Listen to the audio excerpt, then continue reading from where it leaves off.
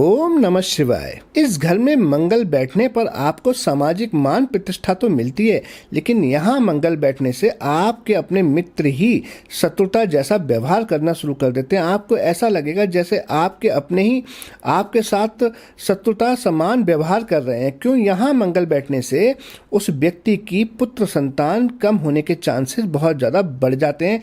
जी हाँ, आज संपूर्ण पर्दा उठेगा कि जब मंगल आपके अष्टम भाव में बैठे होते हैं कुंडली के 8th हाउस में, तो जीवन पर क्या प्रभाव डालते हैं, क्या शुभ और अशुभ असर रहता है। और आपको डरने की जरूरत नहीं है। अगर अशुभ असर दे रहे हैं आपके अष्टम भाव के मंगल, तो अब आज आपको ऐसे सटीक उपाय बताएंगे कि जिनसे आप पूर्णतः लाभ ले पाएंगे अपने अष्टम भाव के मंगल से। आपकी कुंडली में अष्टम भाव का मंगल कितना भी अशुभ फल क्यों ना दे रहा हो, हमारे बताए उपायों के बाद में आपका मंगल बहुत ही शुभ फल देना शुरू कर देगा। जीवन में आप अपने उस मंगल से बहुत ही लाभ प्राप्त करेंगे। और आपको ये भी बताएंगे कि अगर आपकी कुंडली में अष्टम भाव में मंगल किसी और प्लैनेट के साथ बैठा हुआ है, युति कर रहा है, कंजक्शन कर रहा है, तब उनके क्या प्रभाव रहते हैं। तो ये वीडियो बहुत ही अच्छी होने वाली है। अगर आपकी ज्योतिष में रुचि है, आप ज्योतिष सीखना चाहते हैं तब भी, या आपकी अपनी कुंडली में मंगल अष्टम भाव में बैठे हैं तब भी आपको वीडियो अंत तक देखनी चाहिए। क्योंकि इस वीडियो को सुनने के बाद में, इस पर अमल करने के बाद में, अगर आप किसी ऐसे व्यक्ति की प्रोडक्शन करेंगे जिसका मंगल अष्टम भाव में है, तब वो आपसे बहुत ही प्रभावित होंगे। और हम आपको आज ये भी बताएंगे कि किस तरह से आप अपने उस मंगल को बहुत ही शुभ कर सकते हैं। वीडियो शुरू करें उससे पहले आप कमेंट अवश्य करें। मंगल ग्रह के जो देवता हैं वो है हनुमान जी। तब आप कमेंट में जय श्री राम या जय हनुमान जी लिखकर कमेंट कर सकते हैं। हम भी आपके लिए प्रार्थना करेंगे कि आप पर श्री रामचंद्र भगवान जी की और हनुमान जी की कृपा सदा बनी रहे और आपके अष्टम भाव के मंगल शुभ फल आपको दें। तो आइए वीडियो शुरू करते हैं और आपको बताते हैं कि किस तरह से अष्टम भाव के मंगल जीवन में क्या उथल पुथल मचाते हैं।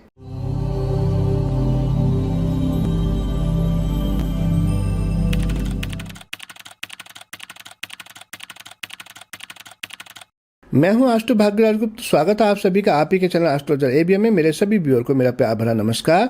आज हम आपको जानकारी देने जा रहे हैं आपकी कुंडली के अष्टम भाव के मंगल की कि मेष लगन में जब अष्टम भाव में मंगल बैठे होते हैं तब क्या संपूर्ण जीवन पर प्रभाव रहता है। अगर आप मेष लगन के व्यक्ति नहीं भी हैं तब भी आपको ये वीडियो सुननी चाहिए, क्योंकि अष्टम भाव के मंगल के जो हम आपको लक्षण बताएंगे वो बहुत सारे मिलते जुलते नजर आएंगे।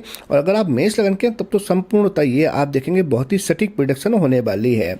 अगर आप अपने चैनल नए हैं और आपने अपने ही चैनल को अब तक सब्सक्राइब नहीं किया तब चैनल को सब्सक्राइब करें और बेल आइकन के बटन को अवश्य दबाएं, जिससे जब भी हम कोई नई अच्छी जानकारी की वीडियो अपलोड करें वो सबसे पहले आप तक पहुंचे और आप हमारी जानकारी से बहुत ही लाभ ले पाएं। इससे पहले भी हमने इस सीरीज की जो वीडियो डाली है कि मंगल जब लगन में होते हैं, द्वितीय भाव में, तृतीय भाव में, 4th भाव में, कौन कौन से भावों की, सभी भावों की हमने जो वीडियो डाली है उनकी वीडियो के जो लिंक हैं वो हम आपको डिस्क्रिप्शन में दे रहे हैं। अगर आपके मंगल अष्टम भाव में नहीं है कोई बात नहीं, आपके मंगल किसी न किसी भाव में तो अवश्य होंगे, तब आप उस भाव के मंगल की वीडियो सुन सकते हैं और जीवन में लाभ ले सकते हैं। तो आइए शुरू करते हैं कि मंगल की कहानी अष्टम भाव में कैसी होती है। ज्योतिष के प्राचीन ग्रंथ जातक परिजात में कहा गया है कि 8वें घर में मंगल हो तो वह व्यक्ति धनवान और लोगों में प्रमुख होता है। ज्योतिष का एक महान ग्रंथ सरावली है जिसे 9वीं शताब्दी में लिखा गया था। इसके रचनाकार कल्याण वर्मा जी का विचार है कि 8वें घर में मंगल होने से वह व्यक्ति रोगग्रस्त, अल्पायु, शरीर अच्छा न होना व दुराचारी होता है। हम दोनों ग्रंथों का सम्मान करते हैं, किंतु एक ही घर में एक ग्रह के होने के फल कथन में इस तरह का अंतर एक संजीदगी से सोचने वाली बात है। असल में बात यह है कि एक ग्रह शुभ है या अशुभ, उसकी परिभाषा देना किसी भी ग्रह को समझने में सबसे ज्यादा सहायक है। मेरे अपने विचार में जो विभिन्न ग्रंथों में लिया हुआ विचार है कि मेष लगन वालों के लिए यदि 8वें घर में अकेला मंगल हो तो वह शुभ होगा, क्योंकि 8वें घर में मंगल की वृश्चिक राशि आती है। और दूसरी स्थिति ये भी है कि उस जन्म पत्रिका में सूर्य और बुध ग्रह दोनों एक साथ बैठे हों तो मंगल शुभ फल देगा। देखिए, सूर्य बुध जब किसी कुंडली में एक साथ बैठ जाते हैं तब मंगल नेक हो जाता है, तो ऐसा मंगल शुभ फल देता है। और यहाँ हम बात कर रहे हैं मेष लगन की, तो लग्नेश वैसे भी कभी भी अशुभ फल नहीं देते। आप हमेशा याद रखिएगा, ज्योतिष का सूत्र है कि लग्नेश जिस घर में भी बैठ जाएं, बहुत ज़्यादा वहाँ पर अगर उनके साथ कोई अशुभ ग्रह कंजक्शन हो जाए या किसी अशुभ ग्रह की दृष्टि हो तब एक अलग बात है।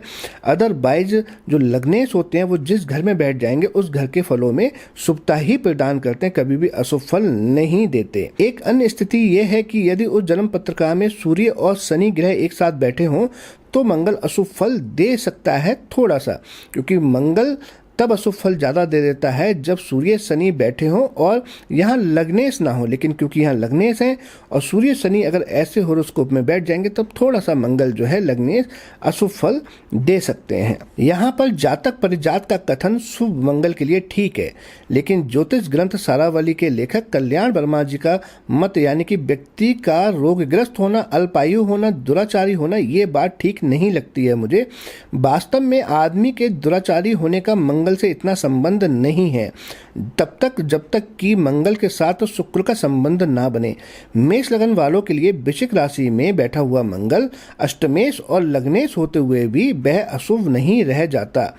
मेरे देखने में आया है कि मेष लगन वालों के लिए अष्टम स्थान का मंगल यदि शुभ है, जैसा कि मैंने शुभ मंगल की परिभाषा दी है, तो वह कोई बुरा फल नहीं देता है। कुछ हालातों में ये मंगल व्यक्ति को राजनीतिज्ञ भी बना देता है, पुलिस में नौकरी भी दिलवा सकता है, आर्मी में भी भेज सकता है, यहाँ तक कि हम बात करें जो फायर ब्रिगेड होते हैं डिपार्टमेंट, उनमें भेज सकता है, या उसका राजनीति से संबंध हो तो उस स्थिति में भी अच्छा फल दे देता है। इसी तरह से शुभ मंगल उस व्यक्ति पर जल्दी कोई लांछन भी नहीं आने देता। एक तरह से ये मंगल सामाजिक प्रतिष्ठा बनाए रखता है। यहाँ मांगलिक योग तो बनाता है, लेकिन फिर भी ऐसे मंगल वाले अफसर यदि रिश्वत आदि लेते हैं तो उनके पकड़े जाने की संभावना बहुत हद तक कम रह जाती है, क्योंकि मंगल यहाँ पर लग्नेश है।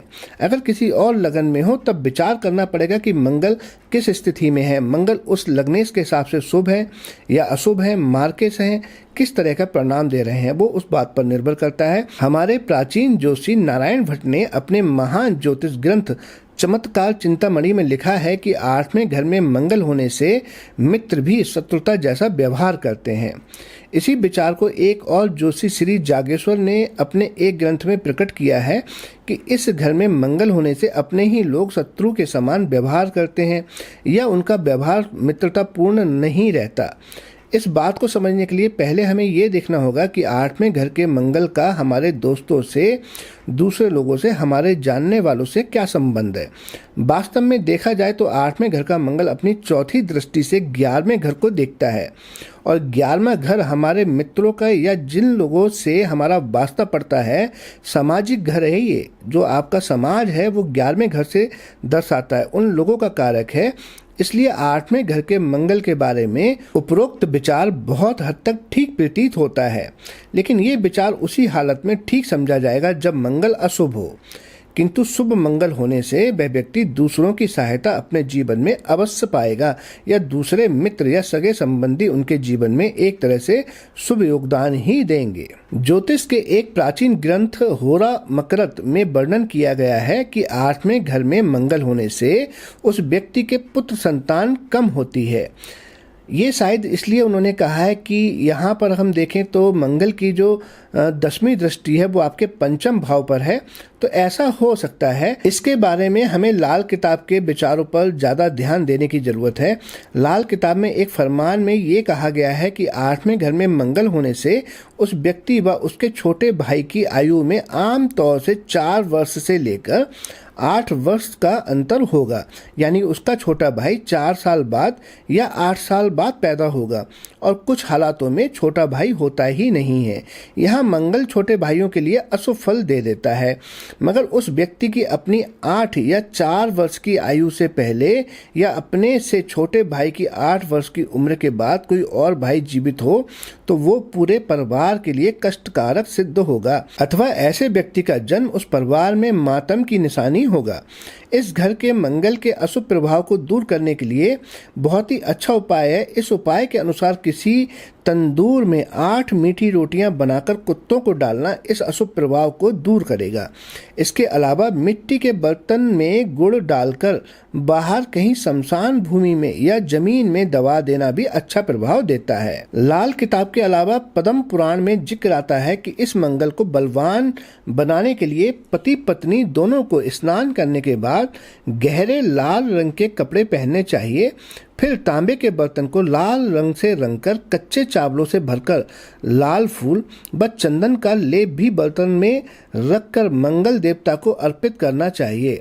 ऐसा करने से मंगल ग्रह देव बहुत ही प्रसन्न होते हैं और इस उपाय से वैवाहिक जीवन में खुशी पैदा होती है, क्योंकि अष्टम में जब मंगल बैठे हैं तब इनकी सप्तम दृष्टि दूसरे भाव पर होती है, जो कि पत्नी के लिए मार्केश होता है। अगर आप ऐसा उपाय नहीं करेंगे और आपकी कुंडली में अगर मंगल अशुभ है तब पत्नी की हेल्थ को समस्या दे सकते हैं। और इस उपाय को करने के बाद कहीं हद तक जो जातक है उसका क्रोध भी शांत हो जाता है।